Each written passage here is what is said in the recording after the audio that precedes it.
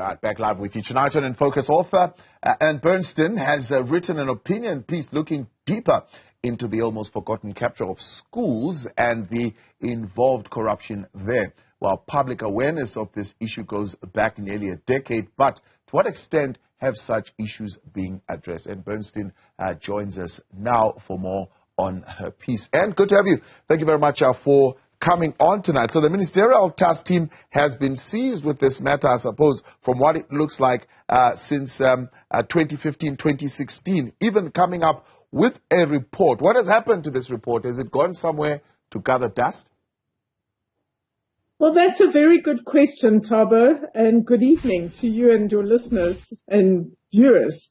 So 2014, the allegations were made in the media about people buying principal positions or teacher positions. The minister appointed a task team, very senior people. They reported in 2016, and their findings were shocking. They said that there was at least 38 cases that they came across with their forensic investigation that needed to be investigated further and put up for criminal prosecution.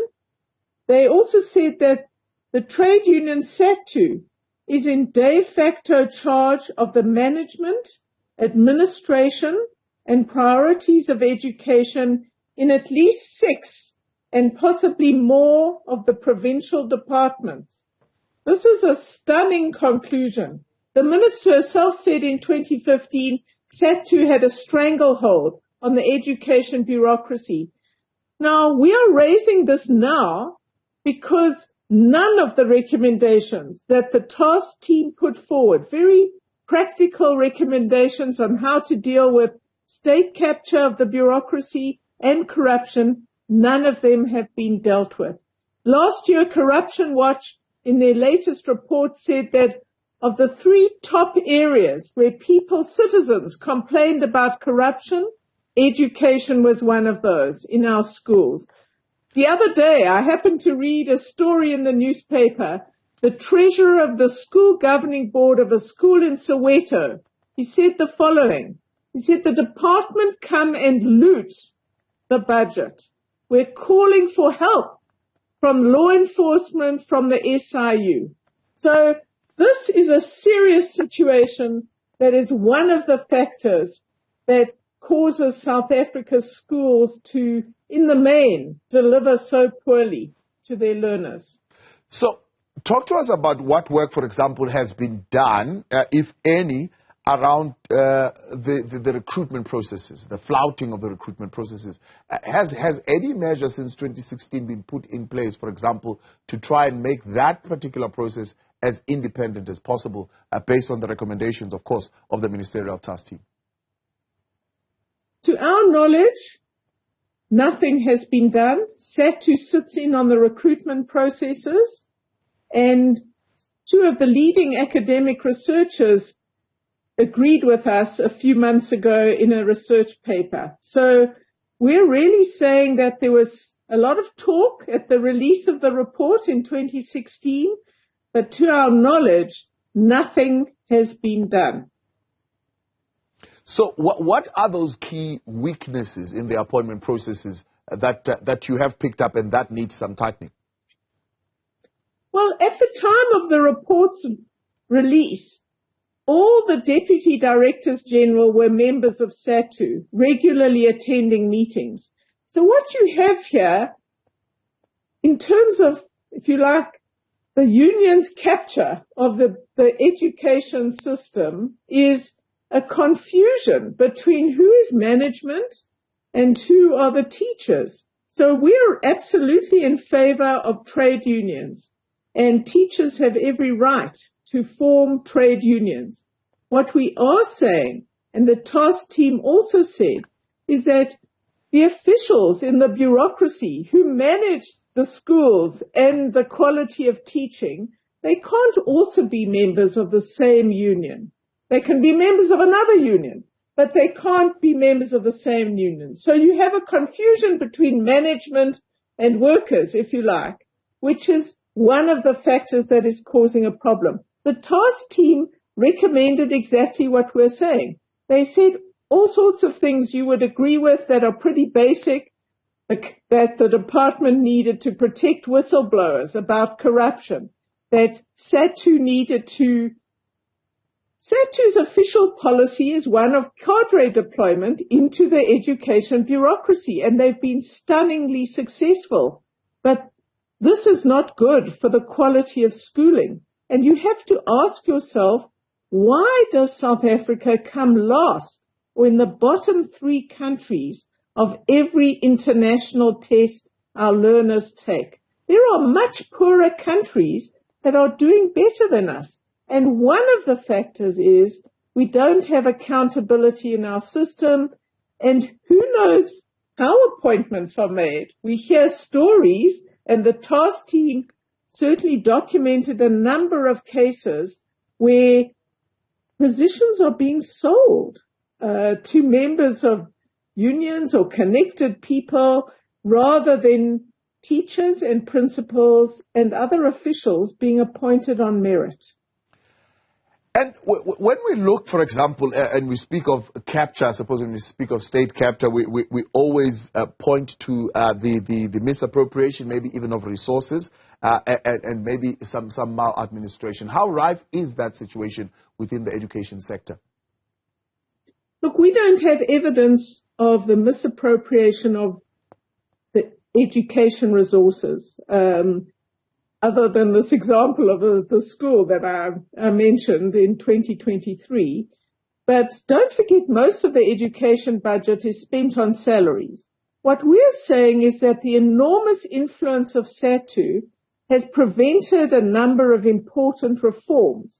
For example, the minister we've had the same minister since 2009, and she came in with lots of good ideas. She tried to implement a special investigating unit in the department to look at what was happening in different parts of the country and the schools and to report on that.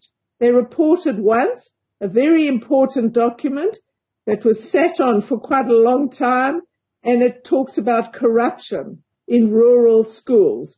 Well, that unit was then sidelined. Then she introduced national assessments. Sort of every single school, every year, grades 1 to 9, were being tested on how the students were doing. The unions didn't like this. The government caved in. We don't have that anymore. The government tried to introduce performance management systems of varying kinds. Years and years of negotiation, they gave in to the union. So this is a more subtle and insidious kind of influence.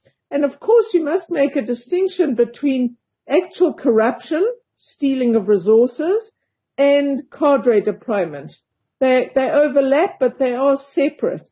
And we're saying that we need to deal with corruption, and we also need to deal with cadre deployment into the education bureaucracy. So overall, I mean, the sense that I'm getting, I suppose, from your piece is that there needs to be a reduced control or even influence of unions over the schooling education. How do we achieve that when, of course, this is a public sector space that many say requires to be unionized? Well, as I've said, I think you need to distinguish between unionizing teachers, which I'm certainly in favor of. They have every right to do that, and unionizing management of the education system. These are different categories. So we're saying South Africa has to recognize the depth of the appalling education we provide for the vast majority of people, of learners in our schools. We have to recognize that. We have to accurately diagnose why we're in this situation. We're calling for a new team at the top of the education bureaucracy, the minister, the DG, and top officials. We're saying we need a new, fresh team committed to reform and to making the hard political decisions. Now, we're not naive. We understand that the ruling party and COSATU are in an alliance, and we're saying the president has to back the new Minister of Education in taking the hard choices that are required to move us into a different place. So we are calling for a whole lot of things that in 5 different reports that the CDE has produced, not just me.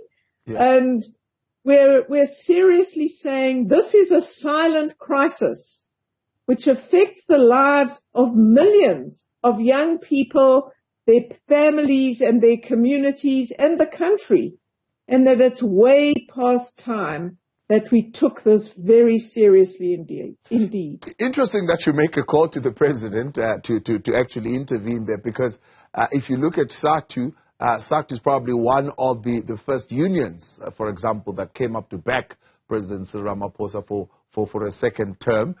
We are heading to the 2024 elections. Of course, there's a lot of campaigning. One would say that's probably one of the unions that they are going to largely depend on and go to, especially if they want to see support, with some of the polls estimating the ANC going below 50%. It would be a very difficult position, I suppose, for the president to come out and say SACTU must have less influence in our education system.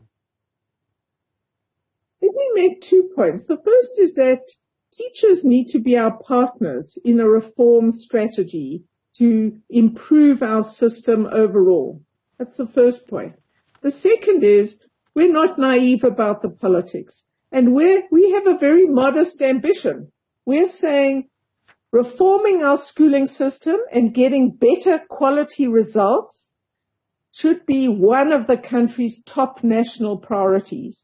And we're calling on citizens, on leaders of every kind, on business leaders, the media and everybody to say, let's make this a big issue in the general election campaign of next year. Ask political parties how they're going to get South African learners off the bottom of every international test we take. You know, in grade 4, something like 80% of our learners cannot read for meaning. Stop and think about that for a moment. So we're saying make this a big issue in the election campaign, push the political parties, ask them how they're going to improve the quality of our schooling. Will they commit to jumping up sort of above 12 countries every 3 to 5 years, as Peru has done in those international tables? Will they take seriously the sort of words the president issued that every child should be able to read for meaning by 2030? He said it, but we don't have a budget, we don't have a plan or a program to do that. So we're really calling on citizens and leaders across the board, shout about this issue. It shouldn't be a silent crisis. It's really appalling that nearly 30 years after we became a democracy, the majority of the people, the learners in our schools, are not learning to read, write, or add.